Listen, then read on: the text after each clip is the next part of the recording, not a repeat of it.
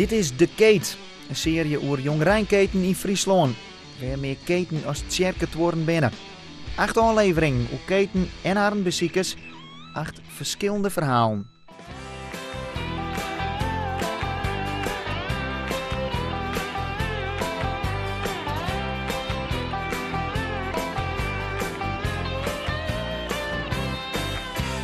Het is zo logisch, het is gewoon. Het ligt voor de hand, of lijkt dat gewoon maar zo. Het besef is de sleutel naar vrijheid. En ik besef me wat ik besef. Als ik wil, kan ik doen en laten wat ik wil.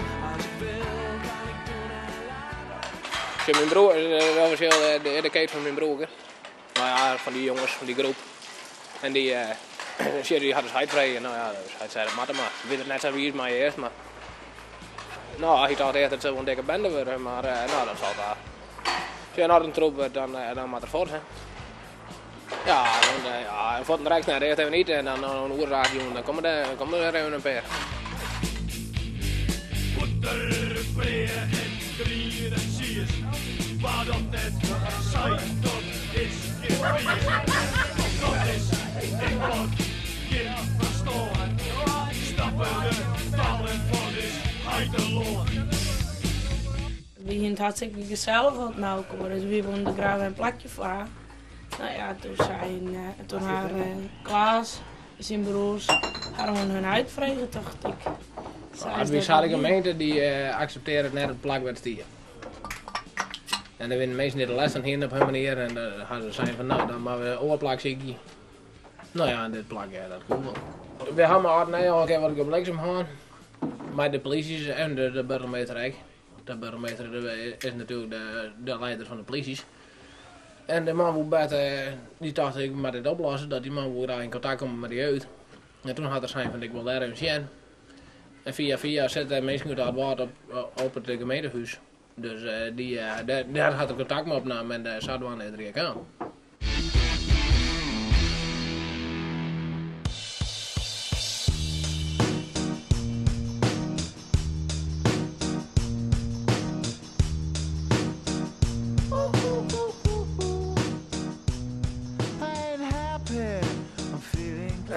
Het beleid van de gemeente Kalmeloon, als het gaat over die caravans keten, dan hebben wij het heel handig geformuleerd. Op het terrein van de ouders of eigenaars, dat is privéterrein. Daar moeten die campers, caravans, hokken of keten, hoe je het ook nemen wil, staan. En de eigenaar, meestal ben dat dan een van de ouders, die binnen verantwoordelijk. Ja, zie je, als er verkeerde dingen gebeuren, worden drugs gebruikt of via ja, dat wie nog van de week ik weer op Nijs van loverboys en lovergirls moest eventueel hoe ik nog uit keten en hokjes bij komen. Nou, dat gebeurt hier helemaal niet. Maar stel je voor dat er ook zo'n dingen gebeuren zo, dan is het kloes. Ik moet zeggen dat ik heel tevreden ben over de manier waarop het bij het Bikkelhok oud regelen is. Maar ik ben beoren, ik ben ook wel beoren keten West. Wat mij heel erg opvalt is dat ze dan afspraken hebben, heel gedisciplineerd, onderling afspraken, Dodostad, die is verantwoordelijk daarvoor, die is verantwoordelijk voor de inkeep en Maalkar ik het skern houden, netjes houden en wij hebben hun er ook op wijzen. Denk om de brandveiligheid, want dat is ook heel wichtig. Ja, ik hoorde wat daar zegt op. Maar net dat ik nou alle jongen daar zo van wie zit er nou en hoe gaat het hier en het vinger omheen. Als het nou gaat is het eigenlijk prima. Er is nooit geen ruzie en geen trammeland en dat gaat in een hele goede harmonie.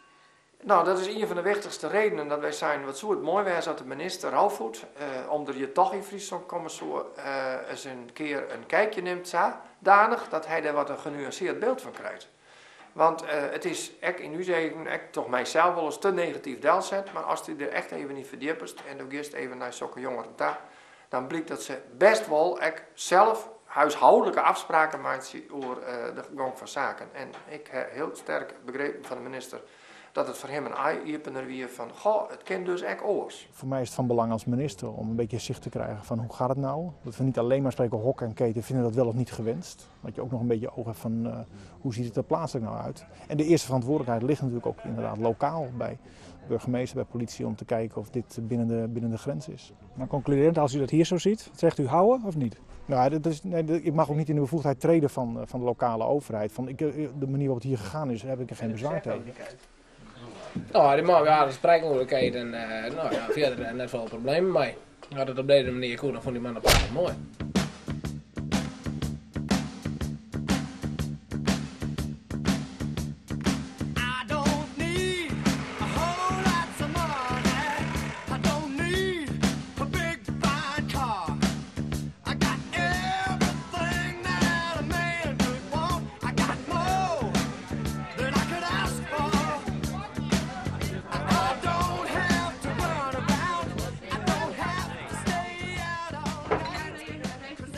Ja, samen ben je niet. Nee. Ja. Ja, dat is helemaal niet zo. Ja, dat was hè. Hij regelt alles helemaal alleen. En bier haalt hij allemaal op. Samen ben je niet. Dit is degene die het alles regelt hier. Iedereen de stapel bier, dan doen we een ronde op een dag in het hakje. En dan gaan we iedereen in een bedel. En dat zijn betalen wel. Wij zijn voor winter zijn we op vakantie geweest, Roelof en ik. En daar woonde een kameraad van, die woonde hier eerst op het buurt, die kwam hier in Boel en die is daar naartoe geëmigreerd. Nee, nou, die woonde hier in een burgerhuis en nou, wij zijn thuis boer, maar het is al niet makkelijk om in Nederland boer te worden. En in Nieuw-Zeeland kun je share melken en dan ben je bij een boer aan het werk, zeg maar. En dan melk je dan en dan krijg je de helft van waar je voor werk krijg je uitbetaalde geld en de andere helft in koeien, zeg maar.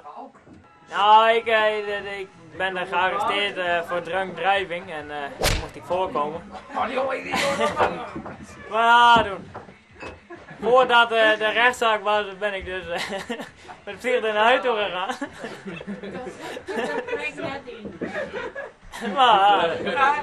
Maar ik hoop niet dat het...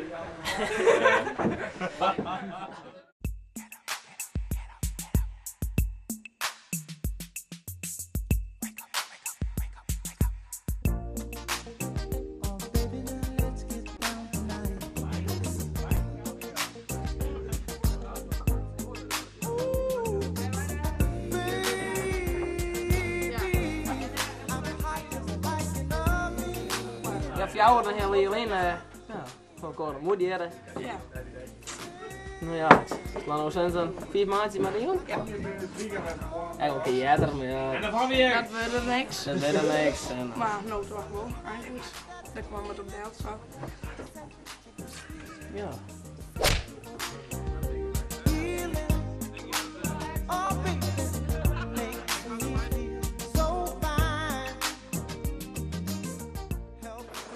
Nou mensen, dan moet je maar verderop zijn. Want er moet wel wat gebeuren. Want dan gaan we naar het eerder meer de keepje. Nou, de bal uit.